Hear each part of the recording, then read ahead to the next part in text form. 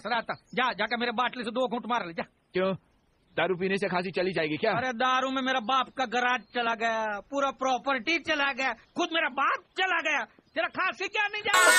दारूला ठोकन पिना नशे कम करना, दारूला ठोकन पिना नशे कम करना, कट कर समझाओ तुला काम बताओगा, राजा की हो गए मुल्क लाएगा, DJ राजा Kishan. की हो गए मुल्क लाएगा, राजा की हो गए मुल्क लाएगा, राजा की हो गए मुल्क लाएगा, दारूला ठोकन पिना नशे कम करना, दारूला ठोकन पिना नशे कम करना, कट कर समझाओ तुला काम बताओगा, DJ राजा जी Kishan हो Zone. गए मुल्क लाएगा, राजा जी हो गए मुल्क लाएगा, राजा जी हो गए मुल्क लाएगा, राजा जी हो गए मुल्क लाएगा। ओमकार ओमकार ओमकार रोज रोज दारूला पी के से आदत, घरमा के राजा झगड़ा मचा दत, घरमा के राजा झगड़ा मचा दत, दारूला ठोकन पीना